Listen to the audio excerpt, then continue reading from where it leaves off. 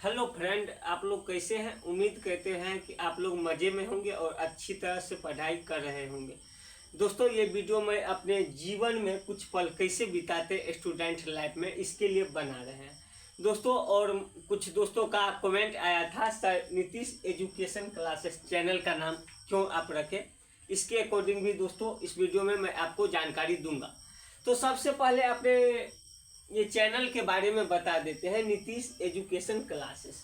जो दोस्तों मैंने नाम रखा था, ये नाम दोस्तों कोई मेरे अंदर ब्रिलियंट मतलब अच्छा कोई ऐसा आइडिया नहीं था, लेकिन ये जो था कि कुछ भी करना है लेकिन नाम यूनिक रहना चाहिए जिससे आदमी जान सके। तो दोस्तों नीतीश अपने नाम के अकॉर्डिंग रखे थे एजुकेशन, शिक्षा से जुड़ा हुआ चैनल है इसीलिए एजुकेशन रखे, और क्लासेस मतलब क्लास क्लास बहुत सारा है इसीलिए क्लासेस है। दोस्तों मैं अब अपने जीवन के कुछ पल के बारे में आपको बता रहा हूँ। दोस्तों मैं जो है सो मतलब बचपन में कहाँ पढ़े थे, बचपन से लेके अभी तक लाइफ जर्नी क्या रही है, ये सब कुछ इस वीडियो में मैं आपको बताऊंगा। दोस्तों सबसे पहले मैं आपको बता दूं कि जब दोस्तों मैं 5-6 साल का था, 5-6 साल का, तो दोस्तों बगल के ही 4-5 किलोमीटर डिस्टेंस में एक स्कूल है उद्यान बाल निकेतन, वहीं से दोस्तों 5वीं तक की प्राथमिक शिक्षा ग्रहण किए। उसके बाद दोस्तों मध्य विद्यालय में पढ़ाई के दौरान मुझे समस्तीपुर के जितवारपुर में जाना पड़ा, वहाँ पे 2-3 साल रहे। उसके बाद दोस्तों 9वीं-10वीं फिर बैजनाथपुर हाई स्कूल से पढ़े। उसके बाद दोस्तों इंटर जो है मैंने किया है हरिवंश नारायण उच्च विद्यालय रोसराम पड़ता, वहीं से दोस्तों 10वीं पास करने के बाद गांव में सुनने को मिलता था सो मतलब आगे शहर की ओर बच्चा जा रहा है, शहर में अच्छा पढ़ाई लिखाई होता होगा, तो वहां से मुझे शहर जाने की आइडिया आया। तो दोस्तों मैंने 2019 में मैट्रिक का एग्जाम दे के इंटर के लिए शहर की ओर रवाना हो गए। शहर में दोस्तों कोविड-19 आ गया, 21 में एग्जाम के टाइम में कोविड-19 आ गया, तो फिर वहां से दोस्तों घर की ओर आना पड़ा। तो दोस्तों उसके बाद क्या हुआ, लाइफ जर्नी किसी तरह मैट्रिक में दोस्तों मेरा आया था नंबर फर्स्ट डिवीजन, किसी तरह गांव में रह के कर पाए। उसके बाद दोस्तों इंटर में मतलब मैथ 10वीं में दोस्तों समझ ही नहीं आ रहा था कुछ भी। जब पढ़ाई होता था कोचिंग स्कूल में तो वहाँ पे दोस्तों कुछ बच्चे होते थे मतलब सर पूछे और तुरंत जवाब दे देते थे, तो दोस्तों उस समय लगता था कुछ तेज ऐसा बच्चा होता है जिसको सब कुछ अवे करता है, लेकिन दोस्तों मुझे बाद में पता चला ऐसा कोई बात नहीं है। तो दोस्तों मैंने 10वीं में मैथ से इतना डर लग रहा था कि इंटर में दोस्तों मैंने मैथ नहीं लिया था, बायो ले लिया था, सो मैथ में फेल कम से कम ना हो। तो दोस्तों इंटर में भी फर्स्ट डिवीजन किसी तरह आ गया। उसके बाद दोस्तों लाइफ में सोचिएगा कुछ होगा, कुछ समझ में नहीं आ रहा था क्या करना है क्या नहीं करना है। तो दोस्तों कुछ ऐसा आइडिया नहीं था, लेकिन कुछ सोचे थे यूनिक करना है और सबसे अलग करना है। तो दोस्तों वहीं से मतलब दिमाग लगाए क्या करना है, कोई बता रहा था बीए कर लो, कोई बता रहा था बीएससी कर लो, मतलब सब अलग अलग तरह का सोल्यूशन मतलब बता रहा था लाइफ में। लेकिन दोस्तों मुझे वहाँ से आइडिया आया नहीं, मुझे बीएससी एजी करना है, बीएससी एजी। एजी दोस्तों कहते हैं एग्रीकल्चर, बीएससी करना है वो भी दोस्तों एग्रीकल्चर से करना है। अपना दोस्तों यहाँ समस्तीपुर में भी पूसा एग्रीकल्चर कॉलेज है, लेकिन दोस्तों वहाँ पे एंट्रेंस एग्जाम भी दिए थे लेकिन सिलेक्शन नहीं हुआ। वहाँ पे दोस्तों तेज बच्चे का ही सिलेक्शन होता है, अपना हम लोग बिहार बोर्ड से पढ़े थे, सिलेक्शन ही नहीं हो पाया, तो बहुत तकलीफ हुआ। लेकिन सोच लिए थे बीएससी एजी ही करना है, तो वहीं से दोस्तों फिर क्या काम किए, नेट पे खोजे बीएससी एग्रीकल्चर कॉलेज, किसी से पूछते भी थे एग्रीकल्चर कहाँ से अच्छा होगा, कहाँ से सस्ता होगा। तो दोस्तों वहीं से आइडिया आया कि बीएससी एजी करना है। एक भैया थे वहीं बताए थे, नंदिनी नगर महाविद्यालय उत्तर प्रदेश के गोंडा डिस्ट्रिक्ट में दोस्तों पड़ता है ये विद्यालय। दोस्तों राम मनोहर लोहिया अवध यूनिवर्सिटी फैजाबाद अयोध्या से इंक्लूड है ये विश्वविद्यालय। तो दोस्तों वहीं से एग्रीकल्चर किए हैं। एग्रीकल्चर में दोस्तों अभी कोर्स भी कंप्लीट नहीं हुआ है, अभी 1 ईयर बचा हुआ है।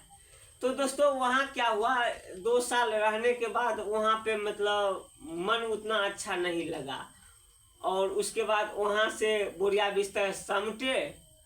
और उसके बाद दोस्तों वहाँ पे होता क्या था, सो खर्च जो है ना बहुत ज़्यादा होता था। खर्च मतलब 15-20 हज़ार रुपया महीना आराम से खर्च हो जाता था। दोस्तों यहाँ पे जैसे घर से पैसा मंगाए 20 हज़ार, 5 दिन में ख़त्म, कहाँ गया कुछ पता नहीं।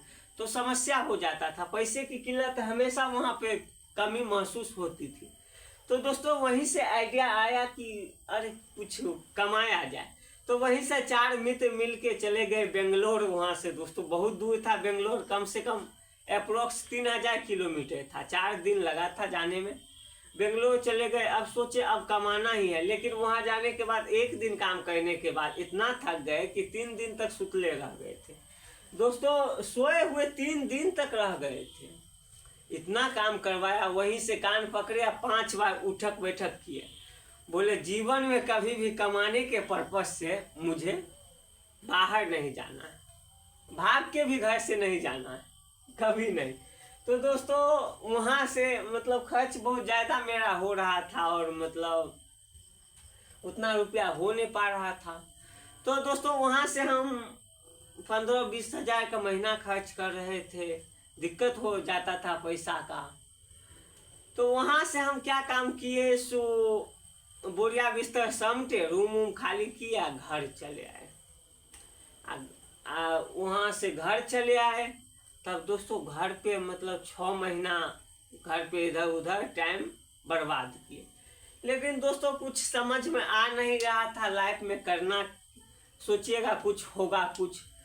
तो दोस्तों कुछ समझ में नहीं आ रहा था हमको, कुछ नहीं, क्या करना है क्या नहीं करना है, बस पढ़ना है, यही समझ में आ रहा था, और कोई रास्ता भी नहीं था। अगर किसी से पूछिएगा भी, पूछते भी थे तो बोलता था पढ़ना है, और कुछ नहीं दोस्तों। तो क्या कहते हैं, पढ़ना है, लेकिन पढ़ाई में भी उतना दोस्तों इंटरेस्टेड नहीं थे, अच्छा नहीं लग रहा था।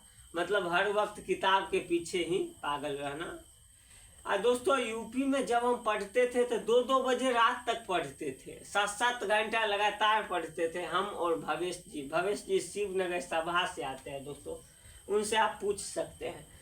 तो दोस्तों पढ़ने का ललक इतना था कि 2 बजे रात तक पढ़ते थे। उसके बाद दोस्तों खाना बनाते थे, 4 बजे सोते थे, उसके बाद 10-12 बजे उठते थे, ऐसा टाइम रूटीन था मेरा दोस्तों। मानना था कि अगर शांत वातावरण रहेगा, गाड़ी घोड़ा या किसी प्रकार का वॉइस प्रॉब्लम नहीं होगा, तब आप शांत जगह पे बहुत अच्छी तरह से पढ़ सकते हैं। तो दोस्तों वहाँ से घर चले आए किसी तरह। घर पे दोस्तों 6 महीना समय बिताने के बाद कुछ समझ में आ नहीं रहा था। तो दोस्तों वहीं से अगल बगल में देखते थे क्या करना है क्या नहीं करना है, कुछ समझ में आ नहीं रहा था। तो दोस्तों वहीं से आइडिया आया क्या, सो एक कोचिंग खोलते हैं। इससे क्या होगा कि पढ़ाई से भी हम जुड़े रहेंगे, और दोस्तों मतलब और कुछ मतलब रुपया भी अर्निंग होगा, जिससे कि हम अपना मूलभूत खर्च जो है वो चला सके। जिससे मतलब जैसे होता है बंदा 20-25 साल का हो गया तो मतलब मम्मी पापा से रुपया मांगने में थोड़ा सा शर्म होने लगता है। तो इसीलिए मम्मी पापा से रुपया मांगने की नौबत न आए, इसीलिए दोस्तों मैंने एक कोचिंग खोला। कोचिंग का दोस्तों नाम रखा नीतीश एजुकेशन क्लासेस, जो आप लोगों के सामने है दोस्तों। तो दोस्तों ये कोचिंग खोला, उसके बाद बच्चों को पढ़ाना शुरू किया। पहली बार में 200 बच्चे दोस्तों अपने कोचिंग में अभी इंक्लूड है।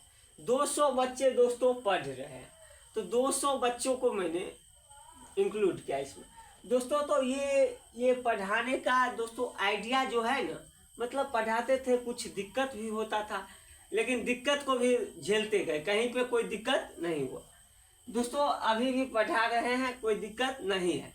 तो दोस्तों ये जो है ना कोचिंग जो दोस्तों हम खोले थे, अपने गांव में एक भी कोचिंग नहीं था, तब कोचिंग को खोले थे। अब कोचिंग दोस्तों ये खोलने का आइडिया कोई मेरा बहुत अच्छा नहीं रहा। तो दोस्तों गांव में कोचिंग नहीं था, खोल दिए, लेकिन चला अच्छा, कोई दिक्कत नहीं हुआ। अभी भी दोस्तों कोचिंग अच्छी तरह चल रहा है। तो दोस्तों इसमें हुआ क्या, कोचिंग के बाद दोस्तों यूपी जाना, फिर एग्जाम देके घर आना, थोड़ा सा दिक्कत होता था, लेकिन दोस्तों टीचर को रख देते थे, तो टीचर भी अच्छी तरह मैनेजमेंट कोचिंग का कर लेते थे। दोस्तों अपने पास अभी स्कूल भी है, नीतीश अपर प्राइमरी स्कूल के नाम रखे हैं, नीतीश अपर